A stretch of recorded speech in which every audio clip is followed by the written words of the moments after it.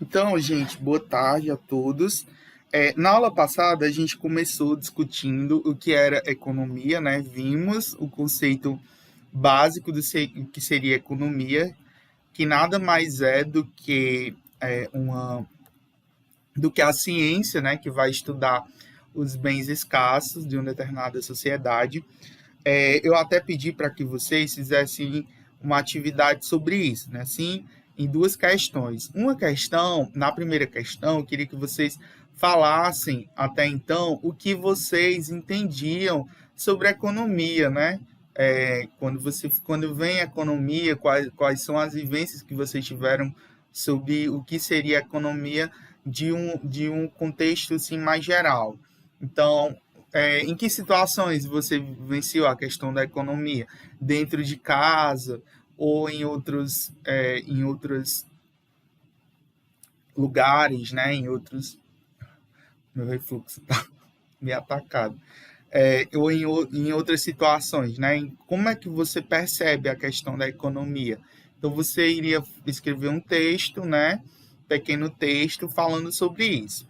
E depois você, diante desse texto, você ia elaborar uma definição própria para a questão do que seria a economia em si. A apostila aqui traz algumas definições, né? A primeira definição que ele traz é uma definição histórica, considerando os termos. Então, ele pega o termo economia, né? E vai conceituar a partir dos termos. Oikos, né? Que vem do grego, né? Que significa casa, e nomos, que seria a questão do governo. Então, em outras palavras, se a gente pegar o termo etimológico da palavra economia, seria a administração do lar ou do governo. Quando a gente pega outras definições, a gente vê que a economia poderia ser uma ciência social que vai estudar a questão da produção, distribuição e consumo de bens e serviços escassos dentro de uma sociedade, e aqui a gente entra em um conceito-chave da economia, que é o conceito de escassez. O que trata esse conceito de escassez? A gente vai ver que dentro da economia existem dois tipos de bens. Nós temos os bens livres e os bens econômicos. Os bens livres são todos aqueles bens que a gente dispõe sem desprender de Professor, a aula tá gravando, né? É porque eu não tinha de outro jeito. Estou gravando. As gravações são feitas por o aplicativo Camtasia, tá certo? Eu não utilizo a gravação do Meet. Então, Ok.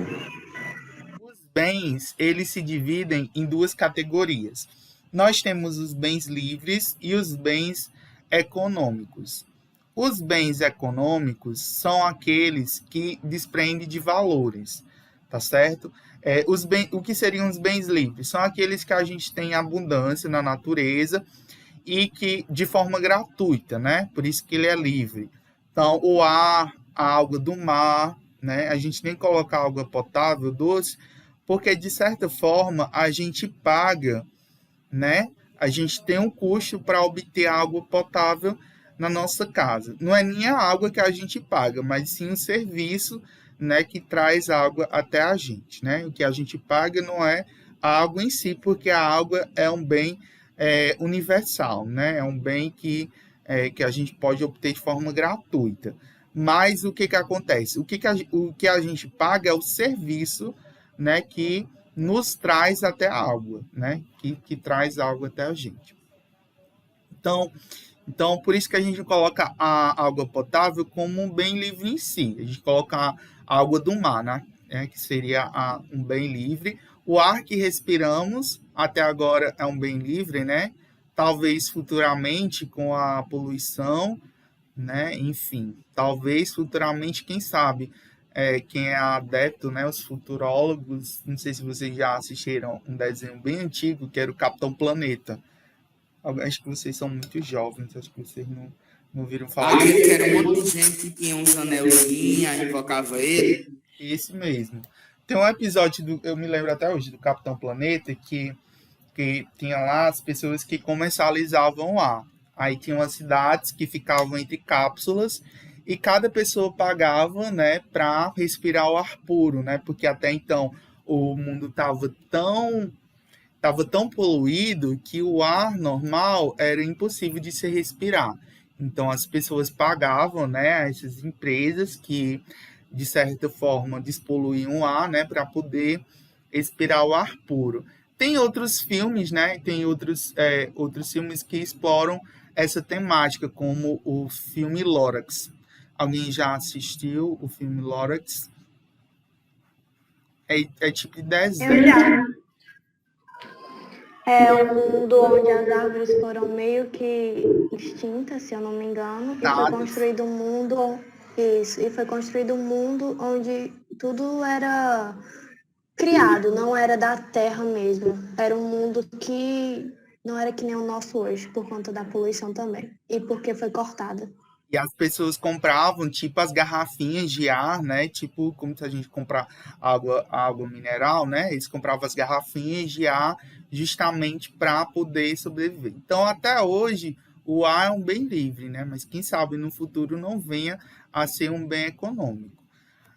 Os bens econômicos, por sua vez, podem se dividir em três grandes categorias: os bens de capital, os bens de consumo e os bens intermediários.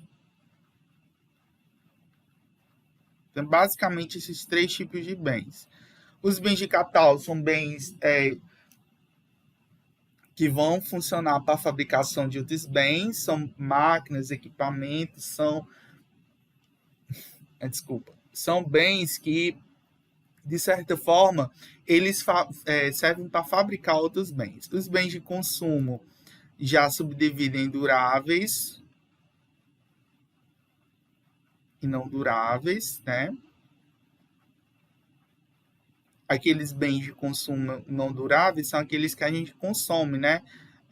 Comida, enfim, todos os bens que não têm uma vida útil, né? Que são depreciativos. Já os duráveis, eles têm uma certa durabilidade, né?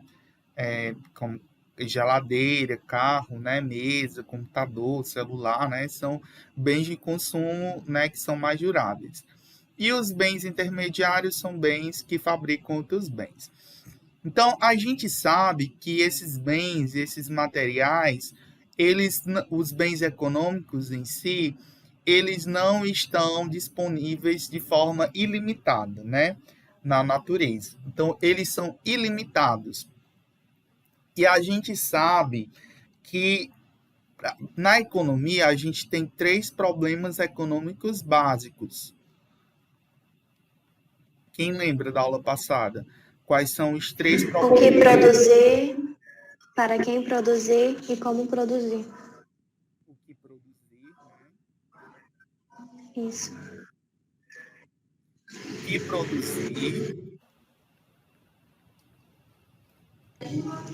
Para quem produzir como produzir e para quem produzir. No como produzir, tinha quanto também, né?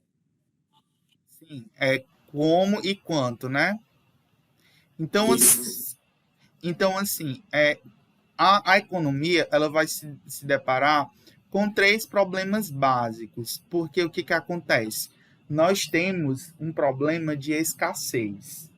Nós nem temos recursos e nem bens disponíveis em grande quantidade como a gente poderia ter com o ar, né, que respiramos, a luz do sol, de certa forma, né, ela está em abundância, né, na sociedade, e a água do mar. Então, todos os outros recursos econômicos, eles são escassos, né?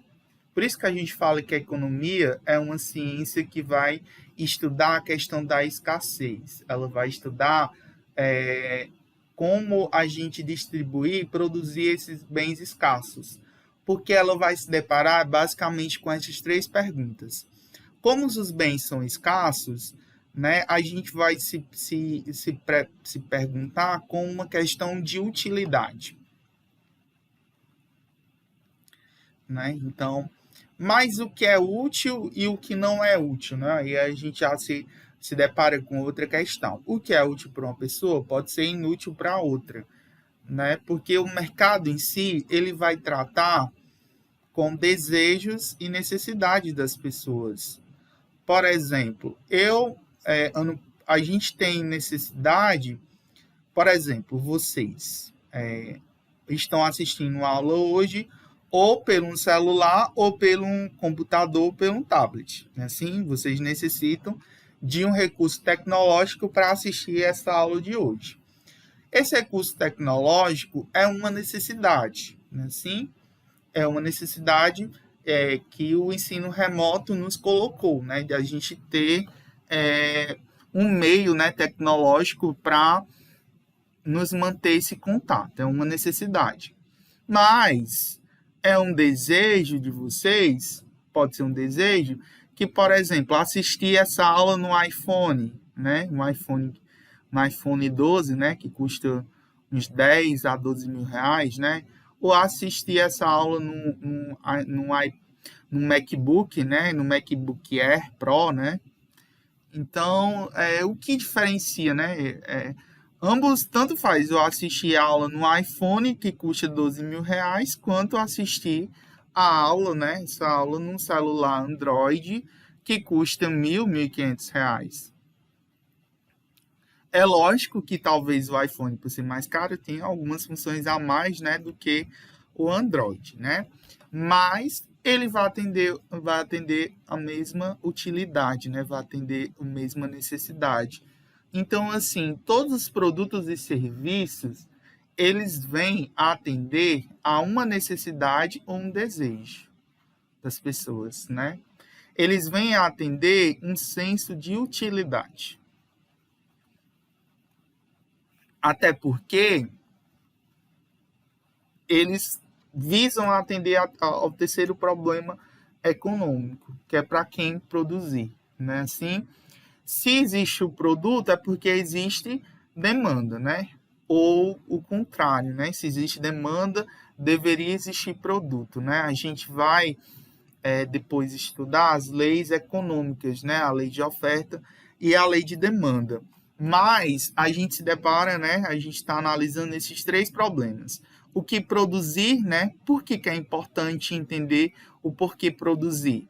Porque a gente não tem quantidade de materiais, de bens em grande exposição. Então, para as empresas, é interessante e é pertinente que elas procurem saber, né? Que elas analisem bem o mercado para saber exatamente se o produto que elas estão colocando é útil ou não para as pessoas, ou se tem ou não saída.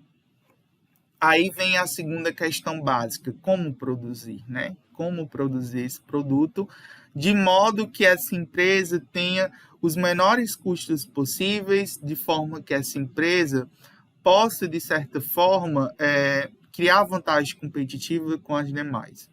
Né? Quanto que eu devo produzir para que eu possa ter um lucro em escala, né? Quanto que realmente em quantidade para que eu nem gere desperdício e nem eu tenha mercadoria parada, né? A economia ela vai se preocupar com todos esses problemas de forma geral, né? Com a escassez. Então vocês veem que a gente pega essa centralidade da escassez, mas a economia ela vai se preocupar com muitas outras questões, né? Então, ela tem outra definição, traz outra definição aqui alternativa, que a economia seria uma ciência social que vai estudar o comportamento humano em relação a bens e serviços escassos que podem ser alternativos. Como assim alternativos? Eu dei um exemplo aqui para vocês, né? O celular e o tablet, né, são produtos alternativos. Você poderia assistir essa aula muito bem, ou no celular ou no tablet. Ambos cumprem a mesma função, assim como o notebook cumpre a função. Ele é um bem alternativo, o PC cumpre a função. São bens alternativos, são bens que cumprem a mesma função, sendo que são diferentes, né? O celular é diferente do tablet, que por sua vez é diferente do notebook, né? A economia também vai se preocupar em esses bens alternativos. Quando, por exemplo, você come macarronada, você deixa de comer arroz e feijão, né? Tem gente que come, né? Arroz, feijão, macarrão, tudo junto, mas geralmente quando você come macarronada, né? Você come só a macarronada, né? Não come o arroz e feijão. Ou quando, por exemplo, você come a farva, você não come o feijão. São bens alternativos, né? São bens que são meio que complementares, né? Que geralmente você não consome junto, né? Enquanto você está no notebook, você geralmente, né, não usa celular, né? Geralmente você não tem até gente que consegue, né, consumir as duas coisas ao mesmo tempo. Eu mesmo confesso para vocês que não consigo. Não consigo dar de conta de duas coisas ao mesmo tempo, só de uma. Então, quando eu estou no computador, geralmente eu esqueço o celular. Assim?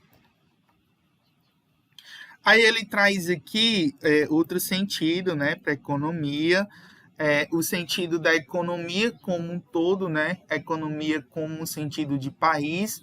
Então, quando a gente pensa também em economia, a gente tem uma ideia também de país, porque assim, a gente pensa em um nível individual, a economia pessoal, né, a economia de uma casa, mas a economia com o país um todo, né? Como é que a gente pensa a economia de um país, né? O que seria a economia de país? A gente sabe que o país ele é gigantesco e tem muitas variáveis, né? Assim, em casa, por exemplo, o seu pai, você não trabalha, mas o pai e a mãe de vocês trabalham. E pelo fruto do trabalho, eles ganham um determinado salário. Esse salário é exatamente a receita que ele recebe, né, durante aquele mês. No país, de modo análogo, a gente teria o PIB, que seria, a gente vai falar mais PIB em outras aulas futuras, mas o que seria o PIB? Seria basicamente tudo que o país produz em um ano. Né? Assim, seriam as receitas que o país... Interno bruto. Aí também tem o PIB per capita, né? Exatamente. O que seria o PIB per capita? É a renda por pessoa. Exatamente. Se a gente for pegar o PIB, a gente vai ter aula sobre isso. Se a gente for pegar o PIB e dividir ele pelo total de habitantes, a gente vai ter o PIB per capita. É assim, o PIB do Brasil, ele é alto, mas se você for analisar o PIB per capita, por que tantos têm uma renda tão pouca e, né? O PIB per capita, ele é baixo, né? Digamos assim, para alguns. Exatamente. Já o PIB é muito alto. Se você for comparar... Tem essa desigualdade. É uma maneira... O PIB per capita, assim como o IDH, a gente vai ter aulas sobre isso futuramente, aulas futuras. São 3 parâmetros para a gente medir a qualidade de vida de uma pessoa. É o PIB per capita, o IDH e o coeficiente de Gini. São os três parâmetros para a gente medir a qualidade de vida de um povo, de uma nação. Por exemplo, a Caroline citou aí o exemplo do PIB per capita. O PIB, considerando só o PIB do Brasil é muito maior do que o PIB da Suíça, por exemplo. Da Suíça, da Inglaterra, né? É muito maior do que esses países, né? Do que a Espanha, é muito maior. Mas o PIB per capita é menor, porque se você for considerar a parcela do PIB para cada pessoa, né, ele vai ser bem inferior do que o PIB per capita lá da Suíça ou de outro país lá da Europa. Justamente porque o Brasil é um país subdesenvolvido. Aí essas 3 coisas se interligam, né? O PIB per capita e o IDH, né? Porque se fosse dividido, né, certinho, aí a gente entra com a desigualdade, né? Que aí o índice de desenvolvimento humano de alguns são, né, do país, digamos que baixo, né? Por conta já dessa desigualdade social. Exatamente. O IDH, ele vai considerar características como o grau da educação, né? Ele mede a escolaridade, exatamente, é o termo correto. Escolaridade. São 3 áreas, né, que analisa, agora eu não estou lembrando muito. Mas eu sei que é a escolaridade. Saneamento básico. Isso, e saúde, não? Acho que é. Saneamento básico. E a saúde, né? E a saúde não, mortalidade infantil. Isso.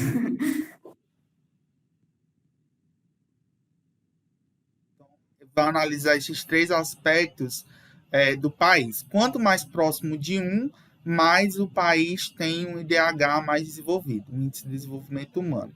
O coeficiente de Gini, ele mede a questão da desigualdade do país. Como assim, a desigualdade? Ele mede exatamente a diferença entre ricos e pobres, quanto que um país possui de gente rica e de gente pobre. O Brasil, por exemplo, ele tem um índice de Gini altíssimo. Por quê? Porque a desigualdade aqui é enorme. Quanto que você tem 5 pessoas aqui no Brasil, eles têm o mesmo patrimônio equivalente a 100 mil pessoas. Tem a renda de equivalente a 100 mil, 200 mil pessoas. Então, a nossa desigualdade ela é muito grande. Né?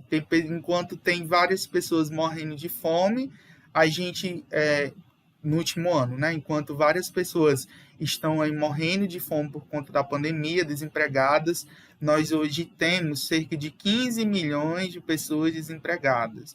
Esse é o maior índice de todos os tempos, desde que foi medido, de desemprego. É por conta da pandemia? Também, mas a gente já vinha desde 2013 com um índice altíssimo de desemprego. A pandemia só agravou mais, né? Que muitos estabelecimentos fecharam. Mas a gente já vinha desde 2015 que a gente vinha com índice altíssimo. Em 2013, a gente tinha cerca de 12, 13 milhões. Só no último ano, a gente teve esse aumento de cerca de 2 a 3 milhões de desempregados, né, com a pandemia. A pandemia só veio reforçar o que a gente já tinha. Já veio agravar uma situação que já vinha ruim desde 2015. Então, assim, o nosso país é um país extremamente desigual. Enquanto que ano passado a gente teve essa marca de 15 milhões, a gente teve uma marca também de 22 novos milionários no país. Gente que ficou rica com essa pandemia, né? Quanto que tem várias pessoas que na pobreza, na linha de baixa pobreza, também várias pessoas ascenderam de renda. Mas por quê? Porque o nosso sistema tributário ele é extremamente desigual. A gente vai estudar na disciplina de legislação um pouco sobre a questão da legislação tributária, né? O regime tributário.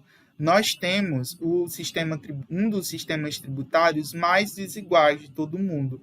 O nosso sistema tributário, ele incide mais sobre consumo e serviços.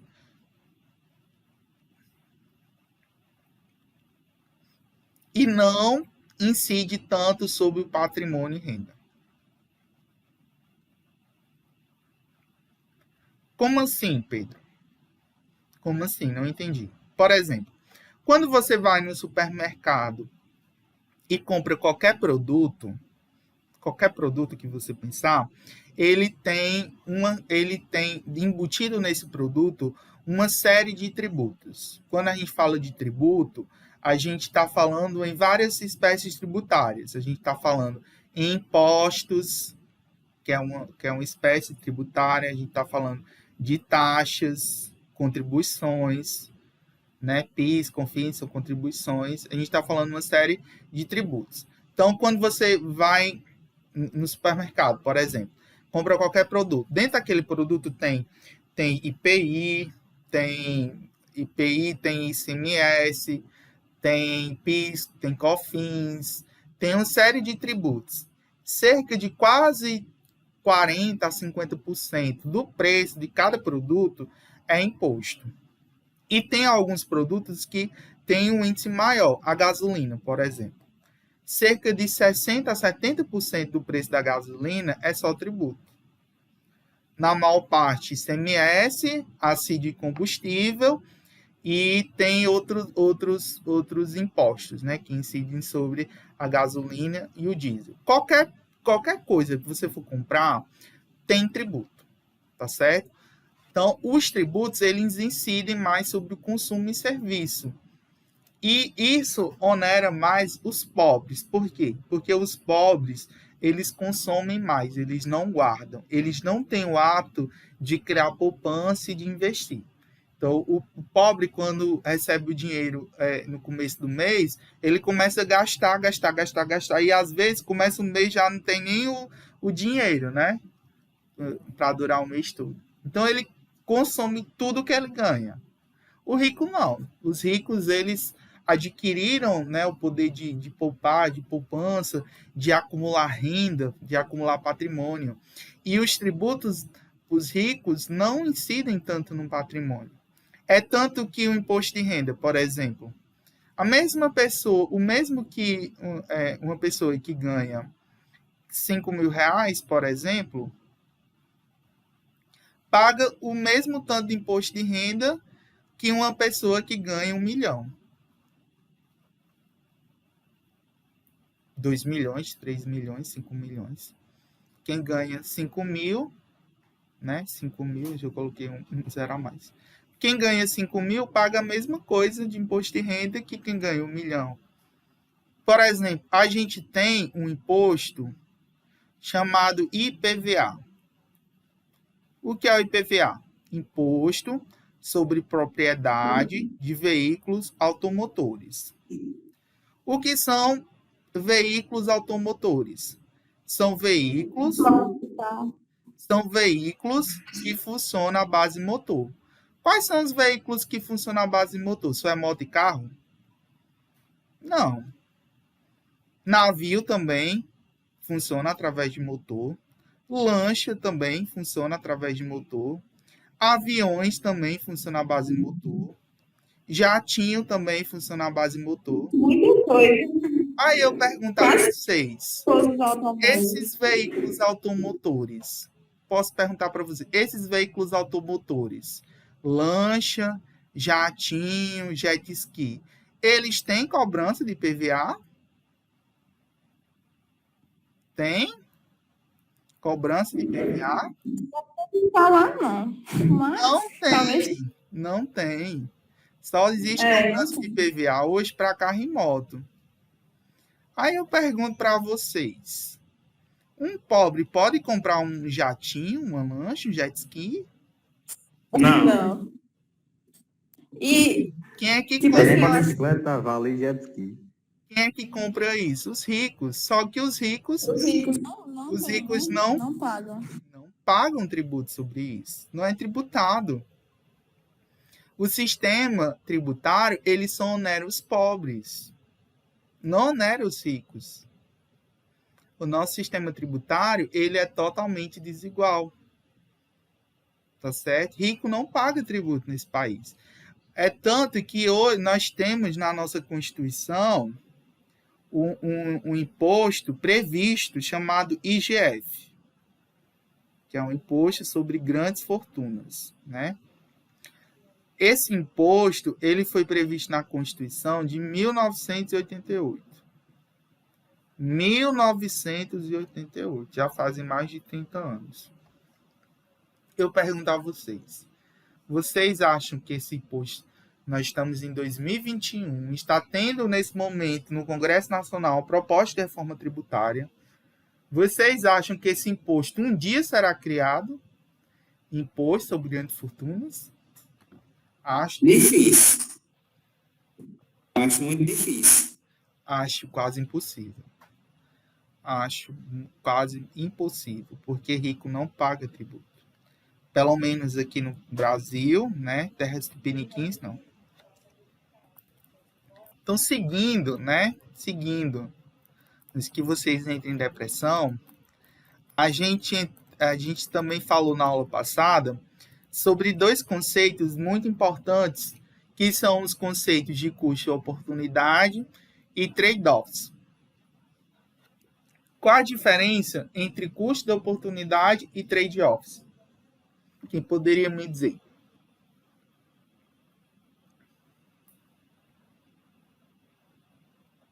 E aí, o que ficou aprendido? O que é custo de oportunidade e o que é trade-offs? Hein? Sem ler aí. Vou até baixar. Para vocês não ler e não pesquisar na internet. O que é? O que ficou aprendido ou não ficou aprendido? Qual a diferença entre trade-offs e custo de oportunidade? Hein? Vamos lá, ninguém? Vocês não estavam na aula não, semana passada. Estavam dormindo. Trade-offs, o que é? Não fica com medo, não.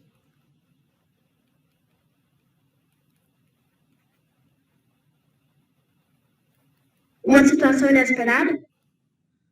Não, isso daí é contingência. O que é trade-offs?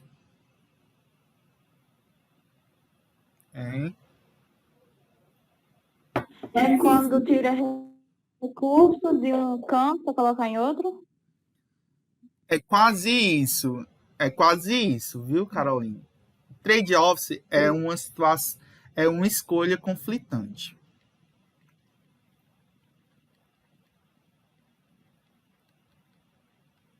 Então, por exemplo, vocês hoje fizeram uma escolha, né?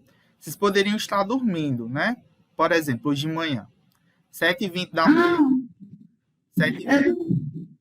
Estou conseguindo me lembrar do que o senhor estava explicando, né, na primeira aula. Exatamente. 7h20 da manhã, hoje. Vocês tinham uma escolha. Ficar dormindo ou assistir minha aula. Né? Qual foi o melhor trade-off? Dormir, né? Dormir Assistir a aula. ou assistir a aula. O que vai gerar mais... qual foi o melhor? Assistir a aula traz mais benefícios. O melhor que era fazer mas, tipo assim, o melhor seria o quê? Dormir. Mas o que ia trazer benefício pra gente é a aula. Então, é tipo isso, escolhas bem Conflitantes, né? difíceis, mas que a gente tem que saber, É complicado. a mesma coisa de escolher curto prazo e longo prazo, né? E aí, por exemplo, comprar, por exemplo, custo de oportunidade. Por exemplo, você tem R$1.000, vamos dizer. Vamos dizer que você tenha R$1.000. R$1.000 é muito, né? Para vocês. Vamos dizer que vocês tenham R$100. Bota um 100. Pronto, R$100 eu acho que é um valor mais real, né? Que eu acho que um dia vocês podem vir a ter, né? Então, assim, como mesada, sei lá, viagem e tal, acho que é um dinheiro mais fácil, né? De vocês terem. Vamos dizer que vocês têm R$100. Não, R$100 ainda é muito, né? Vamos botar aqui 50. Que eu acho que é mais, assim, mais viável. O que você pode fazer com R$50 hoje? Vamos dizer. Você, R$50 hoje, acho que já dá para investir no Tesouro Direto. Dá.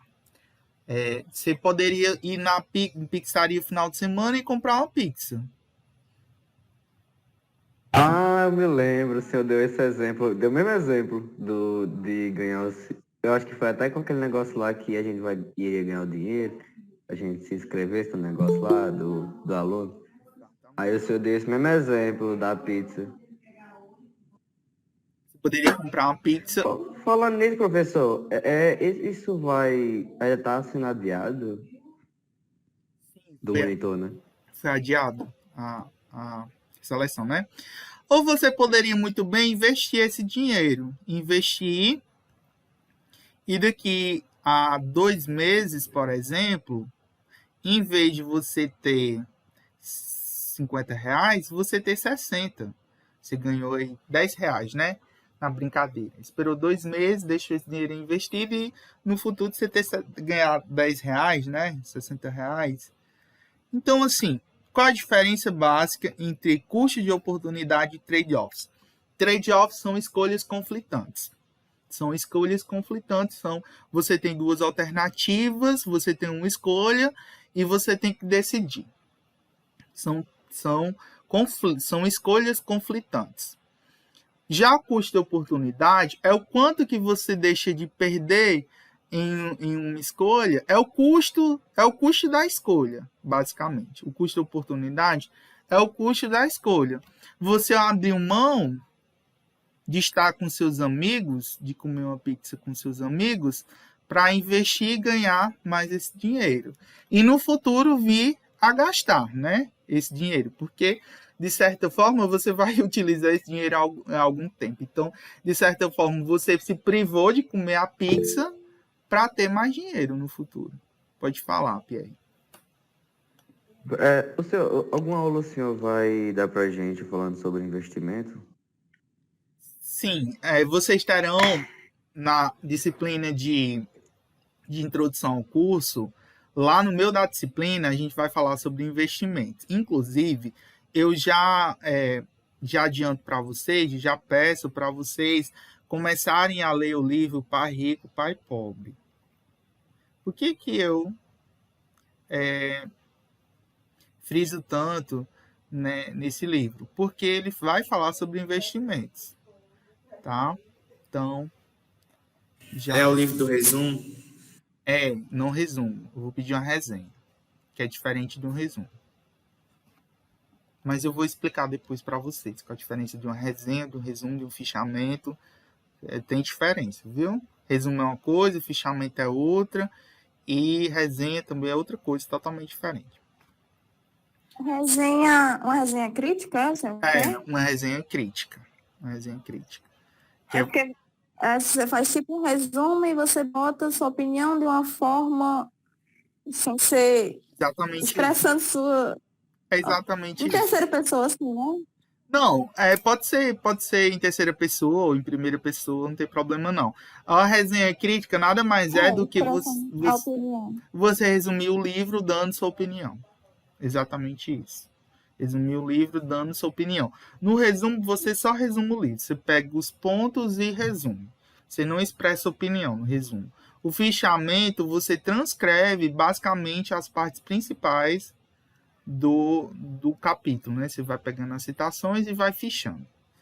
Mas, no final, o fichamento que eu peço para vocês é um fichamento crítico. Você tem as partes, né? Que vocês têm que pegar as citações e, no final, comenta. É o que a gente chama de fichamento crítico.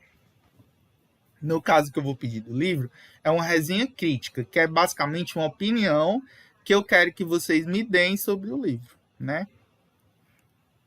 Que vocês acharam sobre o livro. Tá bom? Então, a gente vai aprender, sim, sobre investimentos nessa disciplina de introdução ao curso. Na realidade, a gente vai aprender uma introdução aos investimentos, porque vocês têm disciplinas específicas para isso, que são as disciplinas de administração financeira e de mercado de capitais, onde vocês vão aprender exatamente os investimentos, a como investir, como analisar os investimentos, fazer análise dos investimentos, calcular os investimentos, saber qual é o mais rentável, qual escolher. Vocês têm tudo isso no segundo ano, tá bom? Então, essa disciplina desse semestre é basicamente uma disciplina introdutória, só para a gente ter um aspecto básico do que seria investimento, né? Mas vale muito a pena, tá bom? Então, vocês vão ter uma noção geral, aí depois que a gente vai, no ano que vem, né? Vocês terão uma visão maior, né? Dos investimentos em si. Então, trade-offs, uma escolha, uma situação de escolha conflitante, tá certo? Uma situação, né? Uma escolha conflitante. Custo de oportunidade é o custo da escolha. É o que você abre mão de uma coisa em detrimento de outra, né?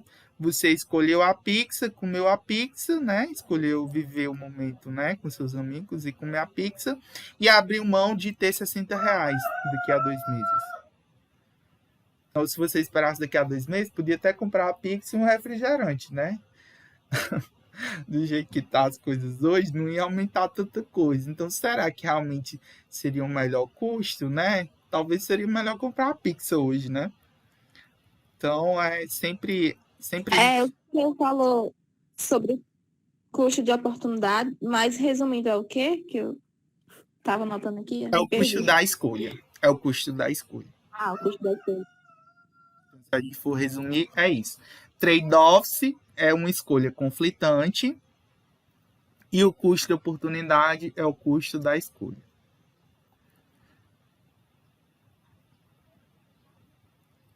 Pronto, aí a gente viu os bens, né? Os bens. A gente já viu aqui os problemas básicos, né? Aí a gente vai para os agentes econômicos, né?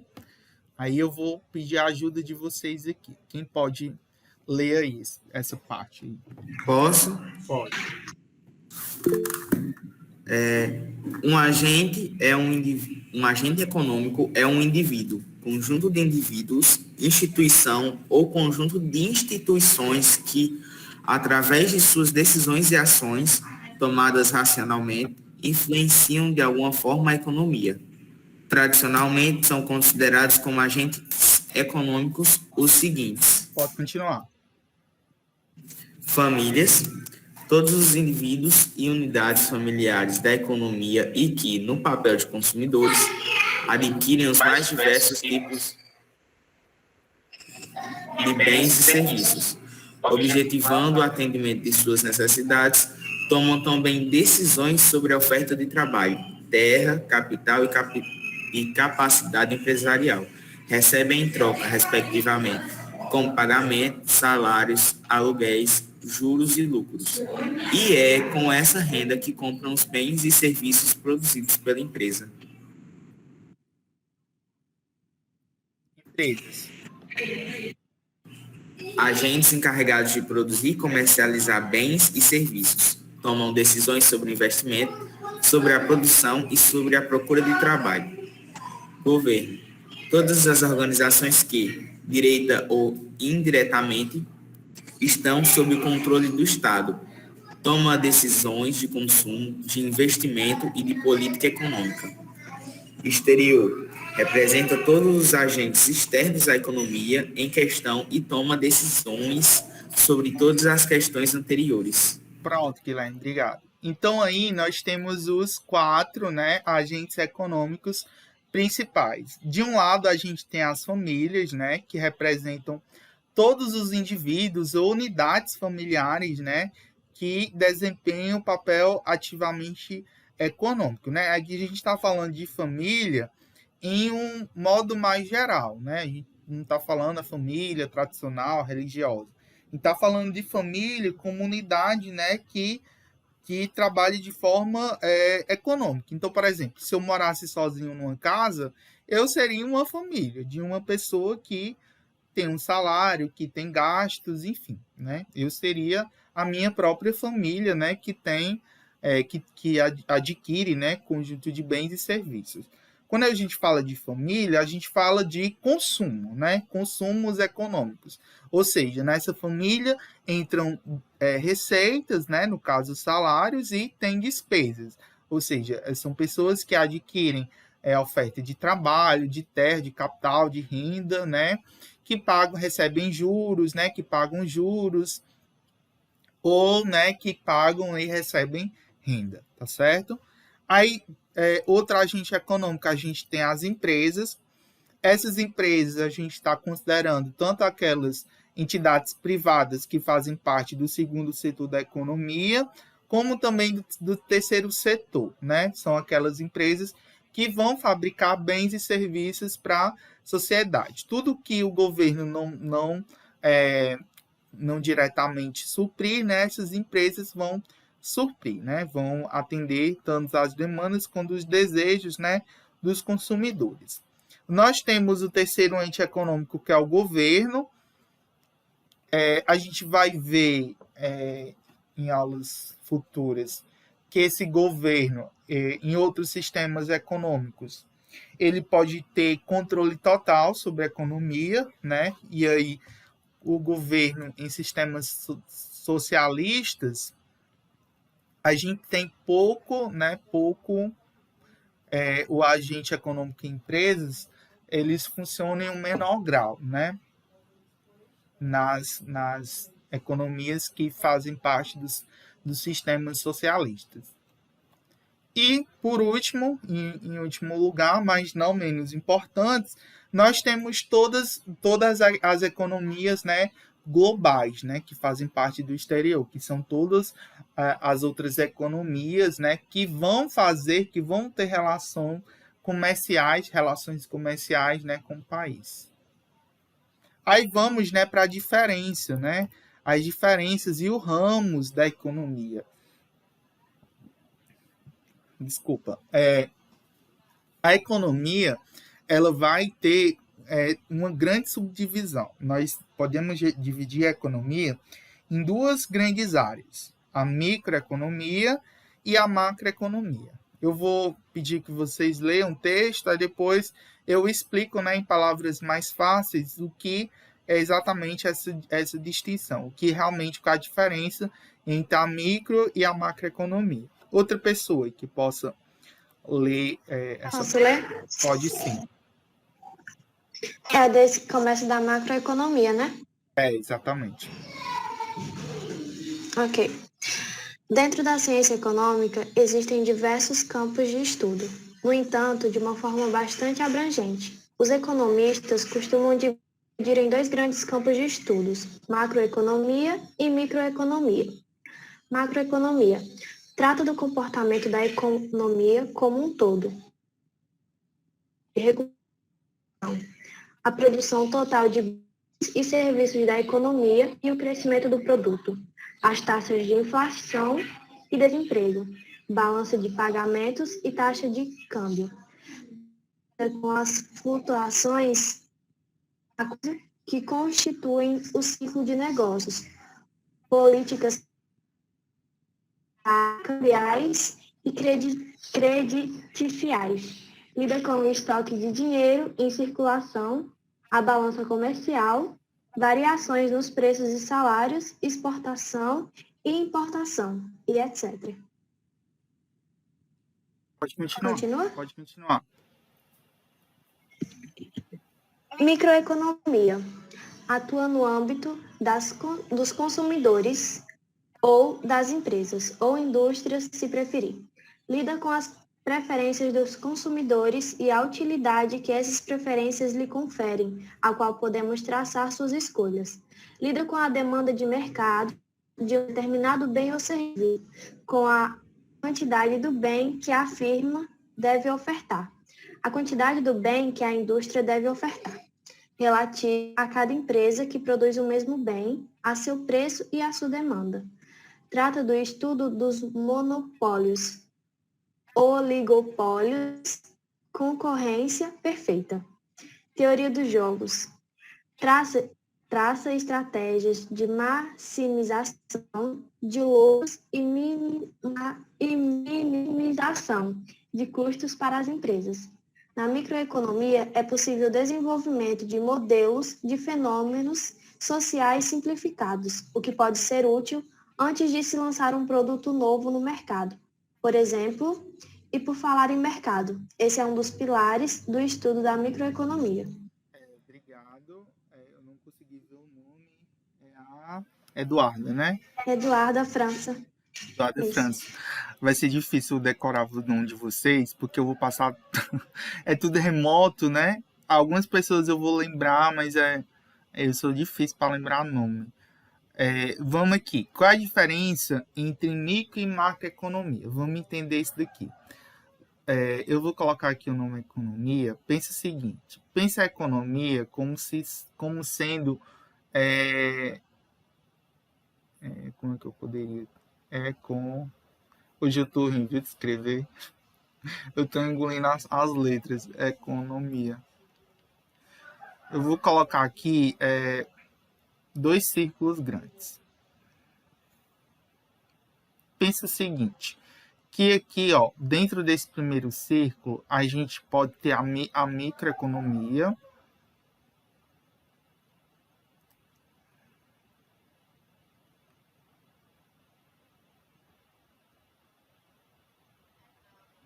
E aqui nesse ciclo grande, a gente poderia ter a macroeconomia.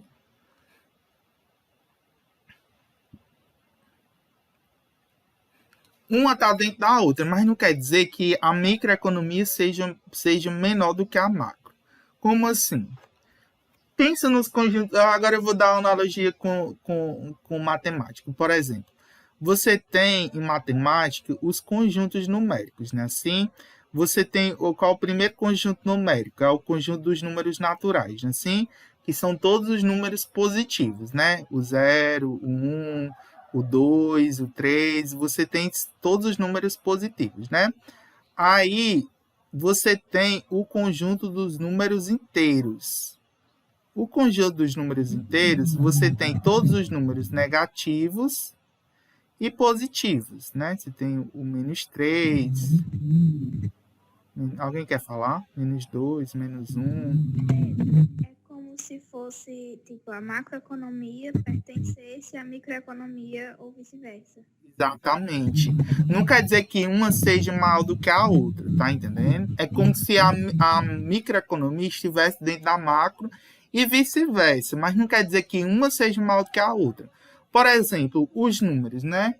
Vocês podem perguntar, qual conjunto é maior? O conjunto dos números naturais ou o conjunto dos números inteiros? Qual conjunto é maior?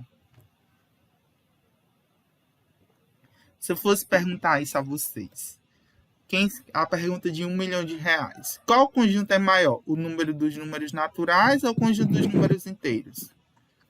Hein? Quem arrisca dizer? Naturais. Eu chutaria naturais. Maior? Maior? Por que é maior? Por quê? Porque meio que eles estão em todos os lugares, em todos os tipos. É um chute, né? É literalmente isso, porque eu acho que engloba muita coisa, o conjunto de números naturais. Mas pensa o seguinte, o conjunto dos números inteiros tem todos os números naturais. Ó. O conjunto de números naturais é todos os números positivos. Então, 1, 2, 3, 4, 5, 6, todos positivos. E os inteiros, além dos números naturais, que são todos positivos, ainda tem todos os negativos. Então, tem -1, -2. Vocês ainda querem dizer que o número dos naturais é menor do que o dos inteiros?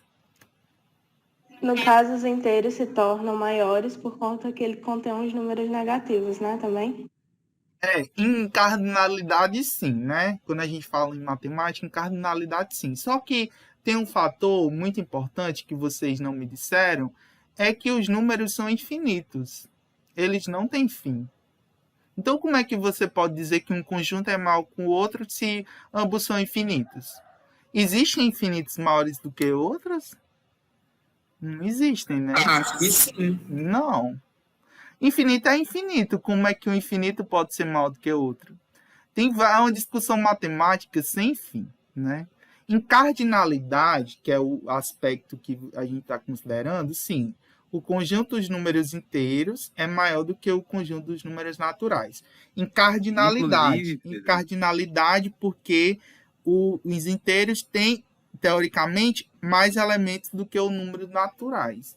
Mas isso não quer dizer que um seja maior do que o outro, porque ambos são infinitos. Infinito... É engraçado também que na filosofia, o infinito, né, o espaço-tempo infinito, mas em si o infinito ele não pode ser, ele não dá nenhuma medida de valor, nem pequeno nem grande. Ele é neutra a visão filosófica do infinito. Só sabe que é alguma coisa ali meio grande. Então é mais ou menos. Não tem como você medir. Não tem como você medir que um infinito é maior do que o outro, porque nem tem começo nem tem fim. Como é que você vai dizer que algo infinito é maior do que outro? Se ele é infinito, se ele não tem nem começo nem fim, como é que você vai dizer que uma coisa infinita é maior do que outra? Ambos são infinitos, não tem nem começo nem fim. Como é que você vai medir um infinito maior do que outro? Não tem comparação. Todos são infinitos. Agora sim, se a gente for considerar em aspecto de cardinalidade, ou seja, questão de elementos, o conjunto dos números inteiros tem mais elementos do que o conjunto dos números naturais, porque A gente está considerando aqui números positivos e negativos, e o conjunto natural só tem positivos. Então, mas ambos, em questão de tamanho, não tem como comparar, porque ambos são infinitos. Não tem como dizer que um é maior do que o outro, porque ambos são infinitos. Voltando a essa discussão da matemática para a economia, não quer dizer que a microeconomia seja maior do que a macro ou vice-versa. Quer dizer que ambas estão interligadas, mas se a gente for pensar no aspecto mais geral, a microeconomia ela vai voltar mais aspectos de dentro das empresas e dos agentes econômicos. Quando a gente pensa economia, a gente está pensando nos agentes econômicos. Quem são os agentes econômicos? Famílias, empresas, governo e exterior. Então, quando a gente pensa na microeconomia, a gente está pensando... A gente está pensando nos aspectos mais próximos a esses agentes econômicos. Que aspectos mais próximos? A gente está pensando no mercado, nas leis que vão fundamentar esse mercado, no caso a lei de oferta e de demanda. A gente está pensando nas leis de firma, né? Na lei do consumidor. A gente está falando da teoria dos jogos. Então a gente está falando de aspectos mais voltados, aspectos mais próximos desses agentes econômicos, das famílias, do governo e das empresas. Quando a gente... são certos aspectos que os agentes econômicos têm mais controle. São aspectos que os agentes têm mais controle. Não é que eles tenham controle de tudo, mas eles têm mais controle. Ou seja, questão do preço, quantidade. Eu posso escolher, por exemplo, enquanto família, de escolher se eu compro arroz ou feijão, se eu compro pixel, se eu compro macarronada, se eu compro refrigerante Fanta, ou se eu compro cajuína. Eu, como família, eu tenho essa liberdade de escolha e eu tenho, de certa forma, um controle. Então, toda a microeconomia ele vai se voltar a esses aspectos. Já a macroeconomia, ele trata de outras questões mais amplas da economia em si, como a política monetária, como a inflação, deflação, o PIB, né, a taxa de câmbio, as políticas fiscais. Então, por exemplo, eu não posso controlar a subida do preço da gasolina. Ou então, não posso controlar o aumento, né, da inflação. Né? Eu não tenho como eu controlar isso. O aumento do salário mínimo, não tem como eu controlar isso. E nem as empresas têm como controlar isso. São variáveis que são mais gerais. E nem o governo, às vezes, tem como controlar isso. Né? Tem remédios, mas né, a gente vai ver que o governo meio que também tenta controlar essas variáveis macroeconômicas. Então, assim, a macroeconomia ela trata do comportamento da economia como um todo, em um aspecto mais geral.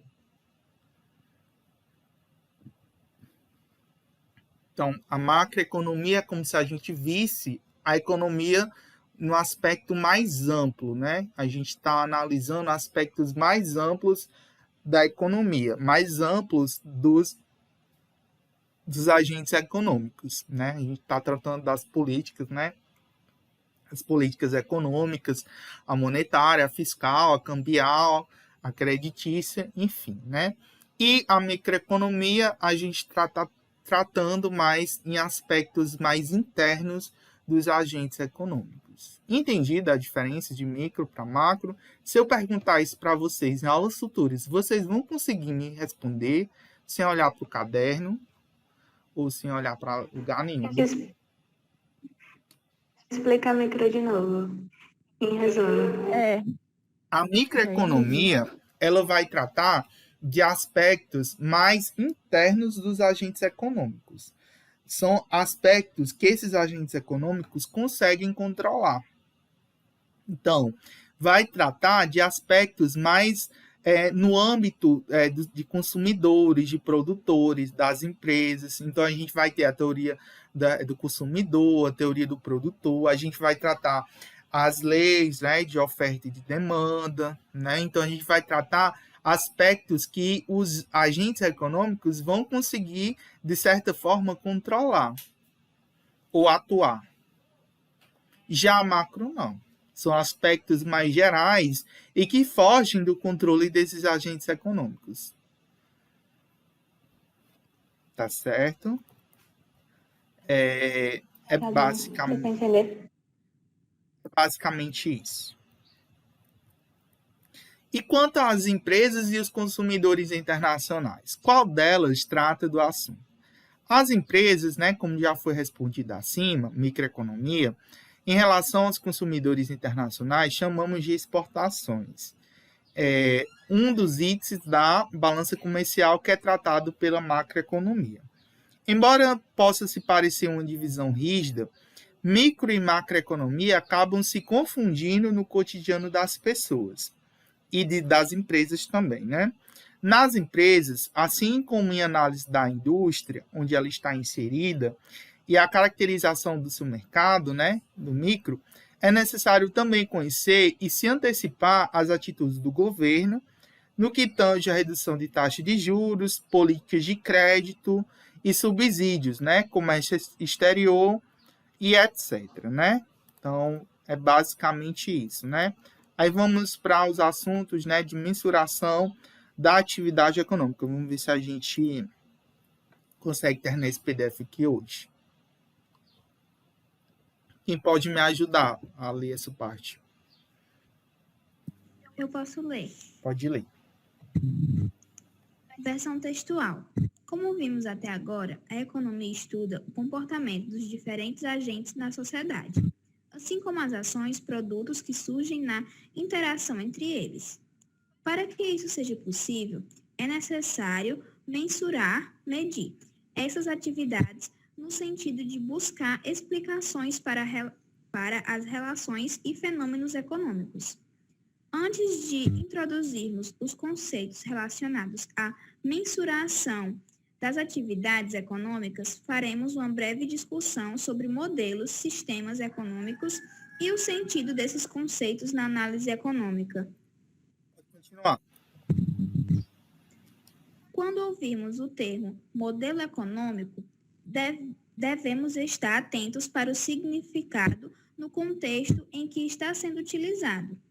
Essa terminologia já foi utilizada para descrever os diferentes sistemas econômicos de um país ou região, mas na economia moderna, essa nomenclatura possui um significado diferente, no sentido de analisar as relações entre os diferentes agentes econômicos e os fenômenos que ocorrem na economia.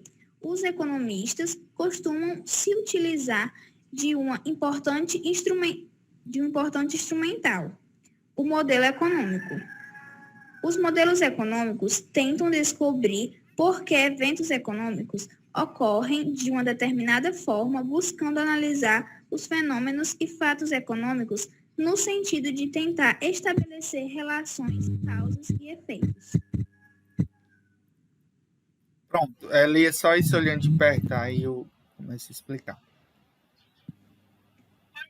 Olhando de perto. De uma forma mais sucinta, podemos definir um modelo econômico como um instrumental que busca representar e simplificar aspectos da realidade econômica na forma de gráficos, equações e quadros, de modo a fazer compreender os fenômenos econômicos. Ainda que, uma forma mais rigorosa, podemos definir um modelo econômico com uma construção teórica que representa os processos econômicos por um conjunto de variáveis, relações e lógicas e quantitativas que as relacionem. Relações lógicas, quantitativas que relacionem.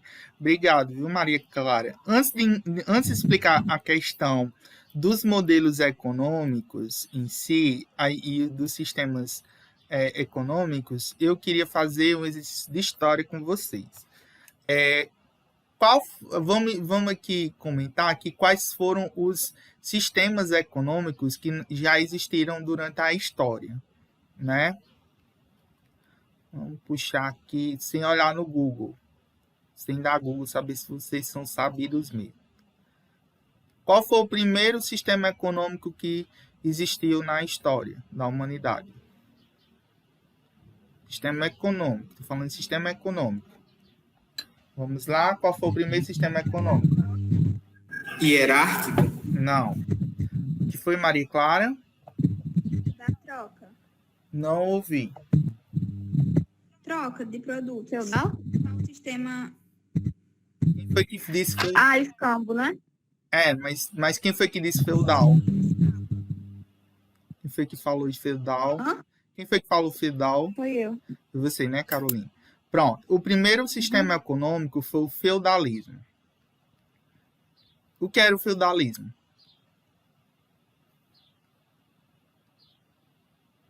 O que era o feudalismo? Acho que não ficou feio. O que era o feudalismo? Hein? Acredito que vocês tiverem ensino fundamental. O que foi? Foi uma organização social econômica. E o que caracterizava o feudalismo? Era tipo aquela, não tinha aquelas pirâmides, né? Era tipo uma coisa hierárquica também, né? Era uma defesa hierárquica, por exemplo. Tinha um...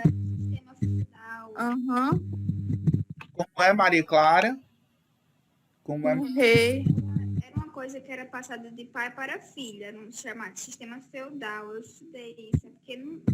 Que os nobres, eles que governavam, no caso, né? Ficavam no topo da pirâmide. Aqui eu não estou falando de monarquia, porque monarquia é um regime de governo, tá certo? Eu não estou falando aqui, vocês estão meio que confundindo monarquia com sistema econômico. Monarquia é um regime de governo. Eu estou falando aqui de sistema econômico. No caso aqui, o feudalismo era um sistema econômico baseado nos senhores. A gente tinha de um lado os senhores feudais. Quem eram os senhores feudais? Eram os grandes donos e propriedades de terra. Só eles que... E os trabalhadores, os trabalhadores, né, que ganhavam e moravam. Aliás, eles não ganhavam. O que eles ganhavam era estadia, né? Era? Exatamente. Mas como é que se chamavam? Era troca de coisa. Como era que se chamavam? Como era que se chamavam esses Era trabalhadores? como se fosse... Pode terminar. Como é que se chamavam os trabalhadores no sistema feudal? Como é que eles eram denominados? Escravos? Não, escravos não. Camponeses, né? Eles trabalhavam no campo e eram chamados de camponeses. Eu lembro que tinha, né, as mulheres e os homens. No caso, artesãos. Eles moravam lá na fazenda e comia por lá, né? E esse era como se fosse o pagamento. Era assim? Exatamente. Era basicamente isso. Que era o pagamento, era a troca de serviço. Exatamente. Aí os filhos do pessoal iam nascendo e ia, né, fazendo isso. Eles não tinham dinheiro, era troca de... A troca tipo era assim, exatamente isso. O escambo, né, que também era um tipo de comércio, né, era troca de produtos. Aí acho que o feudalismo, se eu não me engano, era troca de serviços, né? Exatamente. Morava a pessoa. É exatamente isso. O feudalismo, a gente tinha os senhores feudais, que eram os donos da terra, e eles que mandavam em tudo, né? E aí a gente tinha de outro lado os camponeses, os artesãos que trabalhavam para esses senhores feudais em troca de alimento e moradia. Então não existia moeda até então, né? É um sistema mais rudimentar possível, né? Não existia troca, moeda naquela época para comprar uma coisa, não existia. Depois disso surge o outro, né? Que aí com a vinda do escambo, né? Com a vinda do escambo, que é exatamente troca de uma coisa pelo outra, aí surge o segundo sistema econômico, né? Caracterizado lá na Idade Média. Qual é? O segundo sistema econômico. Oi? Não ouvi. Qual o segundo sistema? É o sistema capitalista, né? Não. Antes do capitalismo existia Não? outro. Qual era? Antes do capitalismo, a gente tinha outro sistema. Qual era? Vamos lá. Era o da moeda? Ainda não, né? Tinha moeda, mas como era que se chamava? Como é que se chamava o sistema? Aí, Miquel salvando aí a pátria. Não foi do Google não, né, Miquel? Mercantilismo. Vocês nunca ouviram falar. O que era o mercantilismo? O que era o mercantilismo? A gente tinha... Que foi empregada assim, nas grandes navegações, né? Exatamente. O mercantilismo, a gente vai... Foi? Se eu Exatamente. não me engano, sim. O mercantilismo, a gente vai ter a figura... No mercantilismo, a gente vai ter a figura... Eu sei que ele foi empregado nas grandes navegações. Exatamente, porque naquela época a economia era basicamente marítima. Era como se fosse produzido numa cidade e mandado para outra, era compra de... Sim, era assim? Exatamente. No mercantilismo, a gente não tinha basicamente moeda. Era basicamente a economia funcionava através do escambo, né, que era a troca de mercadorias em si. Então, a atividade econômica era basicamente marítima, e aí os grandes navegantes passavam entre países e outros trocando uma mercadoria por outra. E mesmo as pessoas, por exemplo, fulano tinha arroz e o vizinho tinha feijão, aí eles trocavam um pouquinho de arroz por feijão. Era um sistema capitalista meio que rudimentar, né? Mas ainda era meio que mercantilismo. Mercantilismo vem da mercância, vem de mercância, né? Mercância. Portugal fez com o Brasil. De certa forma, foi com os índios. Só que eles trocavam coisas de menos valor do que a gente trocava, os nossos antepassados. O mercantilismo, ele vem, o termo mercantilismo vem de mercância. E mercância era exatamente a atividade econômica realizada pelos navegantes, né? pelos agentes econômicos dos navios. Então, o mercantilismo ele surge exatamente da atividade naval, né? Os navegantes que vinham, né, de um país para o outro, eles trocavam mercadorias entre si. Então, a economia saiu de um sistema mais voltado apenas na propriedade no campo e passou, né, com o passar do tempo, a trocar, né, insumos de um modo, né, mais geral. Aí depois a gente vem para que sistema econômico? Qual é o próximo sistema econômico aqui? Qual é o próximo? Sistema econômico. Capitalismo. É isso mesmo que vocês estão pensando. O capitalismo. Que é caracterizado pelo quê? Pela busca do lucro. O dinheiro, né? Assim, não é busca o nome, mas aí eu não me lembrei. Capitalismo visa o lucro, no caso. Não é que visa o lucro, não é que visa o lucro. Visa o lucro, sim, mas o capitalismo, ele vem basicamente de capital, que significa dinheiro. Então, basicamente, o capitalismo é um sistema econômico que visa a acumulação de capital, ou visa a acumulação de dinheiro. Basicamente isso, né? No capitalismo, a gente tem a figura da propriedade privada. Então, eu, você, né, os vizinhos, qualquer pessoa pode adquirir, né, posses. Né? Eu posso comprar uma casa, eu posso comprar uma moto, eu posso comprar o que eu quiser, né, desde que eu tenha posses para isso. Né? Então, no capitalismo, a gente tem a figura da propriedade privada. Propriedade privada. E outra característica do socialismo é que nós temos uma preferência para um menor controle estatal. Aí, então, já no socialismo, tudo que a pessoa usa é do governo.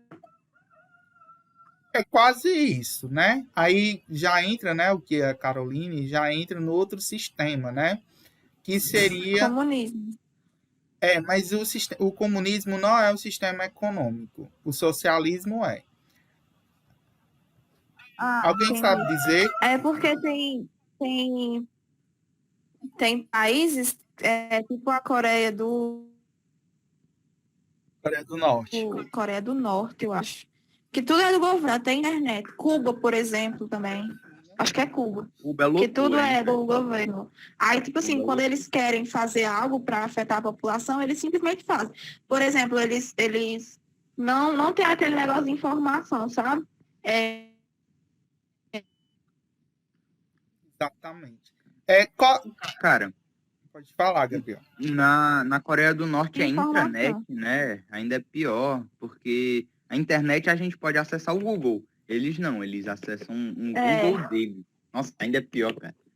Isso é loucura, cara. Alguém Esses dois extremos entre comunismo e capitalismo é fora de série. Tanto os Estados Unidos quanto Coreia do Norte é loucura demais. Loucura demais. pode falar, Caroline. não, eu levantei a mão sem querer. Era só isso que eu tinha falado, que eu não entendo muito o socialismo. Eu só sei que é uma coisa muito, muito presa, sabe? Tudo. Alguém saberia dizer qual a diferença entre comunismo e socialismo? Se olhar na internet. Qual a diferença entre comunismo e socialismo? O socialismo, no caso, seria uma ponte, né, para se alcançar o comunismo. Exatamente. No caso, as teorias do comunismo nunca foram realmente postas em práticas. Só passaram de teoria na cabeça do Marx e de toda essa galera aí. É exatamente isso, Gabriel. O É socialismo. como se o socialismo fosse um processo para chegar ao comunismo. Exatamente. É exatamente isso. E, Pedro, Pode falar. mais processo ainda do que o próprio socialismo livre é o socialismo fabiano, né? Que é ainda mais processo, que é lento e progressivamente ele vai tirando do liberalismo ao socialismo sem ninguém perceber. Muito, muito, muito. Vamos, Acho que é muito mais caminho do que o socialismo em si. vamos entender aqui essa transição, né? O comunismo, vamos entender o que seria o comunismo. O comunismo seria um sistema, a ideia, né, de sistema econômico, que não é um sistema econômico porque nunca foi implementado, né, como o colega Gabriel falou. Até então a gente nunca existiu o comunismo. É uma ideia, né, posta por teóricos como Karl Marx, Lenin, né, alguns sociólogos, né, que preveram isso, né, principalmente o Lenin e o Karl Marx, né, ideólogos. O Lenin foi da Revolução Russa, né? Que ele pregava a paz, ele pregava 3 coisas, só que eu não estou muito lembrada. Exatamente. Era paz, pão e terra, eu acho. Exatamente isso. Paz, pão e terra. Exatamente isso. Então, o que acontecia? O comunismo é um sistema de governo onde tudo é de todos. Tudo é de todos e as pessoas, né, têm acesso a exatamente isso. A terra, né, para comer, para plantar, mas tudo é de todo mundo. A comida, tudo é todo mundo, né? E paz, né? Ninguém, todo mundo viveria em tranquila paz. Só que para que a gente chegasse a esse comunismo, a gente teria, né, que, entre aspas, o governo, né, a gente teria um sistema anterior ao comunismo, que seria o socialismo. Eita, como eu escrevi bem, viu? Socialismo. E o que é o regime socialista? O regime socialista é um regime centrado na figura do governo, onde o governo controla tudo e todos, né? O governo controla tudo e todos, não permite a posse de propriedade privada, então o governo controla tudo, né? Para que depois, futuramente, chegasse ao modelo comunista. Fato é que até hoje nenhum sistema socialista teve essa abertura e teve essa transição para o comunismo, né? Como leitura, né, eu indico, né, se vocês pegarem, depois eu posso até colocar o PDF, vocês leem numa tarde, gente, numa tarde de domingo, em vez de você estar jogando Free Fire ou estar vendo besteira no Instagram, vocês poderiam ler esse livro, A Revolução dos Bichos. Vocês iam ganhar muito com essa leitura. Vocês iam entender um pouco sobre a Revolução Russa e um pouco sobre a questão do comunismo. A Revolução dos Bichos vai tratar um pouco sobre isso, né? Sobre a deturpação da ideia do comunismo, né? A gente pensa o comunismo como algo bom, e é algo bom, né? Pensa aí, eliminar todas as desigualdades, eliminar todo... É muito bom a Revolução Russa. Foi... Mas é difícil, né, cara? É muito tópico para realmente entrar em foco. O ser humano não põe em prática. Mas leia A Revolução dos Bichos, porque o Orwell fez esse livro justamente como uma crítica à Revolução Russa, né? Porque se você for pegar a Revolução dos Bichos, é basicamente uma fábula, né? É uma história, né? Que a gente pensa que é de criança, mas não é. Se a gente for ver os elementos, é basicamente isso, né? O porco maior seria o Lenin, né? Que tinha idealizado a revolução, né? E quem realmente implantou a revolução distorceu tudo, né? O que tinha sido pregado por Lenin, né? Então, o socialismo meio que deturpa as ideias comunistas, né? É tanto que quando a gente pensa na palavra como comunismo, comunista, a gente tem hoje como um palavrão, né? Quando você vê fulano é comunista, né? Fulano é comunista, a gente vê como se fosse um palavrão, né? Mas por quê? Porque quando a gente vê o comunismo em si, seria uma coisa boa, né? Se realmente tivesse sido empregado. Só que para empregar ele, tanto Marx como Lenin propunham um sistema anterior que seria o socialismo, que entre outras coisas, o socialismo, ele veda a propriedade privada. Então, se quisesse ter uma casa, eu não poderia. Se eu quisesse ter um carro, eu não poderia. Se eu quisesse ter uma moto, eu não poderia. Não poderia ter acesso à internet. Veja aí os exemplos, né? Os exemplos de países socialistas que tem hoje. É lógico que nem de tudo é ruim. Por exemplo, Cuba. Cuba é um país socialista. Cuba tem uma das melhores saúdes do mundo, né? Lá tem universidades, as pessoas fazem medicina, né? E Cuba é considerado como um dos países assim, que tem a medicina mais avançada do mundo, né? Muita gente até fala mal, mas a gente tem que considerar também as coisas boas, né? Lá você tem pouca desigualdade, você tem baixíssima mortalidade infantil, né? Se você for considerar, lá tem pouca, a escolaridade é alta. Né? Em Cuba? Sim, em Cuba. Lá as universidades são gratuitas, né? Tem pouca desigualdade, muita gente pobre. Exatamente. As universidades... Exatamente, tem muita gente pobre, mas... Porque muita gente vai fazer faculdade lá. Não é que eu tô, de certa forma, elogiando o país, não vejam como, eu tô dizendo, que isso é bom em Cuba, vai para Cuba, né, como o atual presidente, como se fosse coisa boa. Eu só tô falando que tem coisas boas também, né, não é de tudo ruim, né, se você for considerar a questão da educação. É tipo aquela coisa. Pode falar. Tipo aquela coisa em que tudo tem seu ponto bom e seu ponto ruim. Tipo, o capitalismo... a gente consegue ver desigualdade, né? Social, econômica e tal. E, no mesmo tempo, a gente é liberado, né? A gente tem poder de escolha, de voto, essas coisas, né? Poder de comprar uma casa, um celular. É como diz o Chesterton, né? O Chesterton diz que fanatismo é achar que alguém está errado em tudo por estar errado em algo. O comunismo em si, ele tem boas ideias, entendeu? Como toda ideologia, mas em prática o ser humano vai, aí tem assim como o capitalismo tem diversas incongruências, tem diversas coisas ruins. É lotado, é lotado. E Não há assim pouco- Tem seus pontos ruins. Pontos ruins. E assim como os sistemas econômicos anteriores, o feudalismo, o mercantilismo e mesmo os sistemas socialistas talvez um dia acabem, o capitalismo também vai acabar, né? Vocês podem até pensar, como assim o capitalismo vai acabar? Mas vai sim. Todos os sistemas econômicos, eles passam pelo modelo de transição. E o sistema capitalista, desde quando ele foi criado, a gente já teve algumas crises, né? Crises cíclicas, que vão mostrando que esse sistema, em um certo futuro, talvez ele deixe de existir. A primeira grande crise do sistema capitalista foi em 1919, com a quebra da Bolsa de Nova York. Aí a gente teve a crise de 2008, né, que quase quebrou várias economias, né, causado lá nos Estados Unidos pela bolha imobiliária.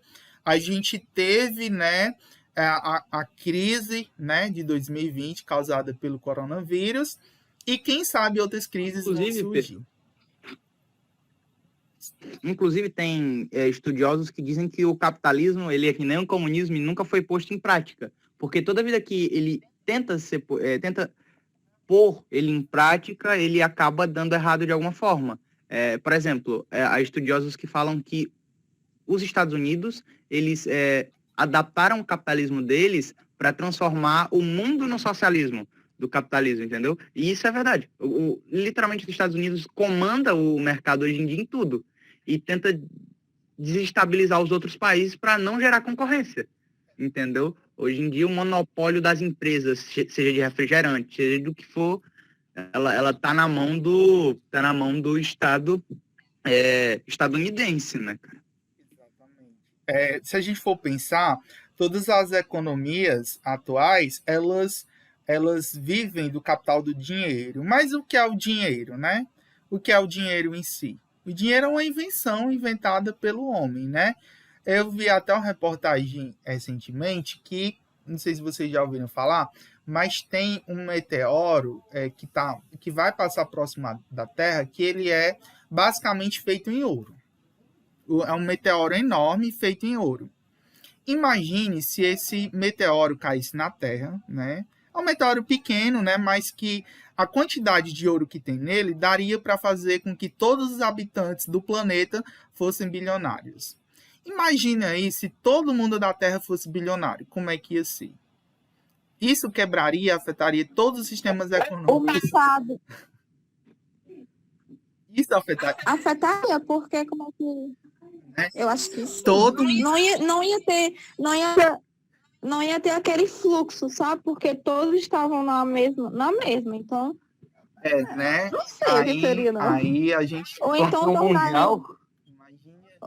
tornaria, porque assim, eu acho que se todos fossem bilionários, milionários, ninguém ia querer trabalhar, ninguém ia circular o comércio, então o capitalismo acabaria.